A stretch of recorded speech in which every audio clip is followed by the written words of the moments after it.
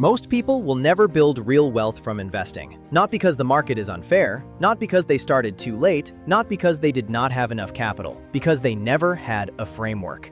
Welcome to the ProfitByFriday.com podcast, where we replace guessing with process, emotion with discipline, and noise with one clear idea every single week. Now, let us get into it. Marcus had owned Nvidia for 2 years. He watched it go from $60 to over $130. He felt like a genius. Then one day, someone asked him a simple question. What does Nvidia actually say in its annual report about the risks to the business? Marcus went quiet. He had never read it. He had watched YouTube videos. He had read analyst summaries. He had followed the earnings headlines. But the actual document that Nvidia files with the Securities and Exchange Commission every single year, the one where the company is legally required to tell you everything that could go wrong, he had never opened it. Most retail investors are exactly like Marcus, and I understand why. The document is called a 10K, and the moment you open it, you are looking at somewhere between 80 and 300 pages of dense legal text. It feels impossible. It feels like it was written for lawyers, not investors. So people close it, and they go back to the analyst summary, and they miss everything that actually matters.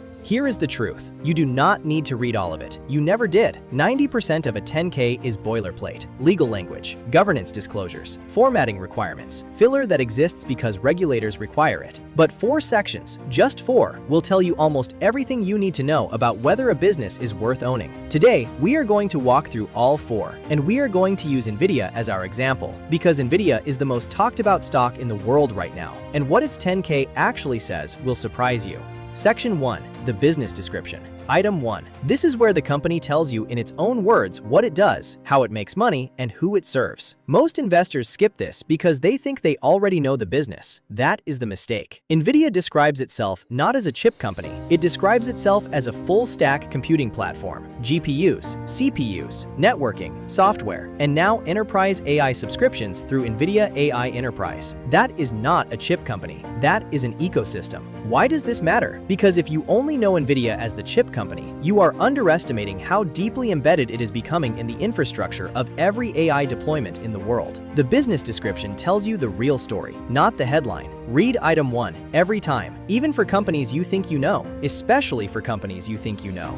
Section 2. Risk factors. Item 1A. This is the section most retail investors either skip entirely or skim in 30 seconds. That is one of the most expensive mistakes you can make as an investor. Risk factors is where the company is legally required to tell you what could go wrong. Not marketing language, not the investor relations spin, the actual threats to the business, written under penalty of law. Here is what Nvidia tells you in its risk factors that almost no retail investor talks about. First, supply chain concentration. Nvidia does not manufacture its own chips. It uses a fabless model, which means it designs the chips and outsources the manufacturing. And over 90% of those chips are manufactured by Taiwan Semiconductor Manufacturing Company in Taiwan. Nvidia says this directly. Supply chain is currently concentrated in Asia. That is not a small risk. If anything disrupts Taiwan Semiconductor's operations, a natural disaster, a geopolitical event, a production failure, Nvidia cannot simply move production elsewhere overnight. The 10K tells you this plainly. The analyst summaries almost never lead with it. Second, export controls. This one already cost Nvidia real money. In April of 2025, the United States government informed Nvidia that a license was required to export its H20 products into China. The result was a $4.5 billion charge in a single quarter. That is not a rumor. That is not an analyst prediction. That is in the filing. Nvidia states that the H20 export licensing requirements have impacted current revenue and will also negatively affect future revenue. That sentence is sitting in the 10K, waiting to be read. Now here is the important lesson. Reading the risk factors does not mean you sell the stock. Nvidia is still one of the most extraordinary businesses ever built. The gross profit went from $15.3 billion in fiscal year 2023 to $97.8 billion in fiscal year 2025. That is a number that is almost impossible to comprehend. But reading the risk factors means you own the stock with your eyes open. You know exactly what you are holding. And when a headline hits about Taiwan or China export restrictions, you are not panicking. You already knew. You already priced it in your own mind. That is the difference between an investor and someone who just owns a stock. Section 3. Management's discussion and analysis.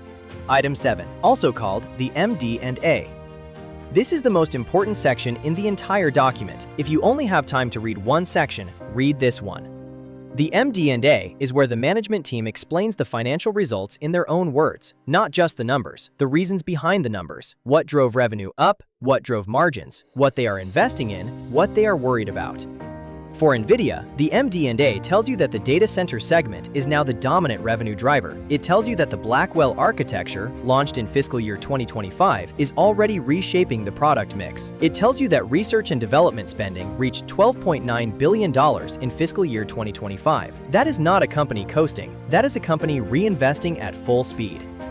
The MD&A also tells you something that the earnings headline will never tell you. It tells you how management thinks. Are they candid about challenges? Do they explain the misses honestly? Or do they bury the problems in footnotes and celebrate the wins on the front page? Over time, the MD&A becomes a window into the character of the leadership team, and character matters more than any single quarter. Section 4. The financial statements. Specifically, the cash flow statement, not the income statement, the cash flow statement. The income statement can be managed. Accounting rules allow for choices that make earnings look better or worse than the underlying business reality. Cash does not lie in the same way. Cash either came in or it did not. Nvidia generated $56.9 billion in free cash flow in fiscal year 2025, against net income of $61 billion. That conversion ratio is exceptional. It tells you the earnings are real, the cash is actually arriving. When earnings and cash flow diverge significantly, that is the signal to dig deeper. It could mean nothing, it could mean everything, but you will never know if you only read the earnings headline. So here is the framework. 4 sections every time. Item 1. The business description. Understand what the company actually does, not what the headline says it does. Item 1A. The risk factors. Know exactly what could go wrong before something goes wrong. Item 7. The MD&A. Read management's own words about the business. This is where character shows up. The cash flow statement. Verify that the earnings are real. Everything else in the 10K is either context, legal filler, or data you can find faster somewhere else. Those 4 sections are where the truth lives.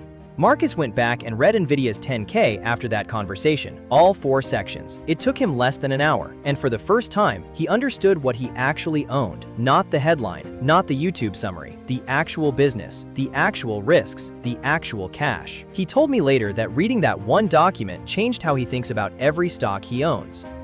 Amateurs read the headline, investors read the filing. Visit profitbyfriday.com today.